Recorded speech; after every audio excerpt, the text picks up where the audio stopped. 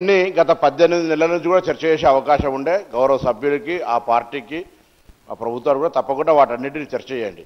ఇవాళ ఒకటే ఒక అంశం మీద నేను గతంలో ఫిబ్రవరి సెప్టెంబర్ 2012లో ఆనాడు ఆంధ్రప్రదేశ్లో ఇటువంటి అంశం వచ్చినప్పుడు కోర్టు కూడా ఒక తీర్పు ఇచ్చింది అధ్యక్ష.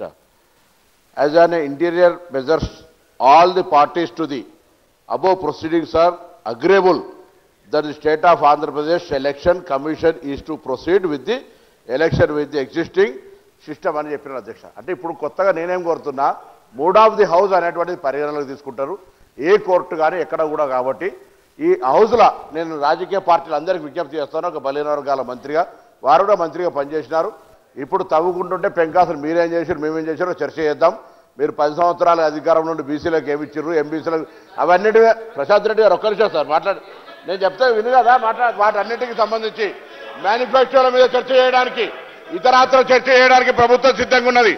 మేమేం చెప్పినాం ఏం చేసినాం మీరేం చెప్పారు ఏం చేసారో చర్చ చేద్దాం. నేను మళ్ళా కూడా వినమ్రపూర్వకంగా విజ్ఞప్తి చేస్తా ఉన్నా.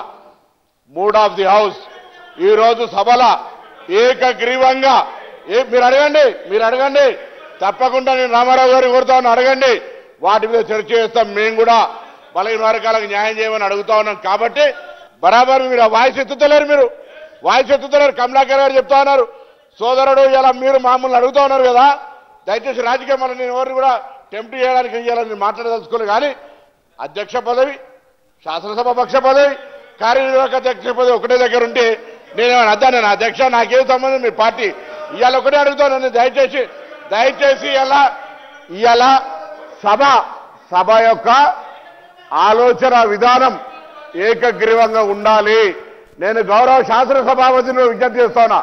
ఒక చారిత్రాత్మకమైన నిర్ణయం జరుగుతూ ఉంది. ఇలా ఈ చారిత్రాత్మక నిర్ణయంలో అపశకునాలు మాట్లాడుతూ కోర్టులు కొట్టేస్తాయనో అటువంటి విధమైనటువంటి ఆలోచన కలగజేస్తూ ప్రజలకు ఎవరైనా కొంతమంది అటువంటి ఆలోచన చేసే వాళ్ళకు కూడా సభ ఏకపక్షంగా ఉంది అని చెప్పేటువంటి ఒక డైరెక్షన్ ఒక శుభమైనటువంటి సూచిక పోవాలి తప్ప ఇందులో ఇతరత్ర చర్చలు ఇవ్వకుండా నేను తమరి ద్వారా గౌరవ సభ్యులకు గౌరవ రాజకీయ పార్టీలకు విజ్ఞప్తి చేస్తున్నా వినమ్రపూర్వకంగా.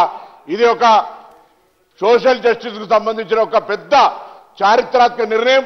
ఇంత గౌరవ ముఖ్యమంత్రి గారు చెప్పినట్టుగా మా నాయకుడు రాహుల్ గాంధీ గారు దాని తర్వాత కామారెడ్డి డిక్లరేషన్ ఇంటింటికి వెళ్ళి సర్వే ఇవాళ క్యాబినెట్ అన్ని రకాల కార్యక్రమాలు చేసాం. ఇంకేదైనా ఉంటే కూడా సభ యొక్క తెలంగాణ బిల్లు పెట్టినాడు కూడా ప్రిన్సిపల్ ఆపోజిషన్ సుష్మా స్వరాజ్ గారు నాయకురాలు ఆనాడు చెప్పింది ఒకటే అధికార పక్షం ప్రతిపక్షం మనం ఏకగ్రీవంగా మూడ్ ఆఫ్ ది హౌస్ అన్నప్పుడు వస్తే డిస్టర్బెన్స్ అవుతుందని హెడ్ కౌంట్ పెట్టి బిల్లు పాస్ చేశారు అధ్యక్ష.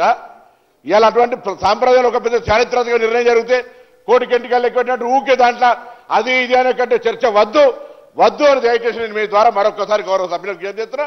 మీరు అడుగుతున్న అంశాలు డెఫినెట్లీ ఒకరోజు చర్చకు అవకాశం ఇవ్వండి. ఆ ఏ ప్రొవిజన్లు ఇస్తారో ఎల్ఏ మినిస్టర్ గారు అవకాశం తీసుకొని దాని మీద మాట్లాడండి. ఇవాళ మాత్రం సభ ఏకగ్రీవంగా ఏకాభిప్రాయంతో 42% సంబంధించి ఉన్నది అని చెప్పే ప్రయత్నం చేయాలి. నేను గౌరవ వర్కింగ్ ప్రెసిడెంట్ కేటీఆర్ గారిని కూడా కోరుతా ఉన్నా ఇవాళ డిఫరెంట్ ఆఫ్ ఒపీనియన్ రావద్దు. ఇందులో ఏకగ్రీవంగా రావడానికి మీరు సహకరించే పార్టీని ముందుకు తీసుకుపోవాలని సందర్భంగా కోరుతా ఉన్నా.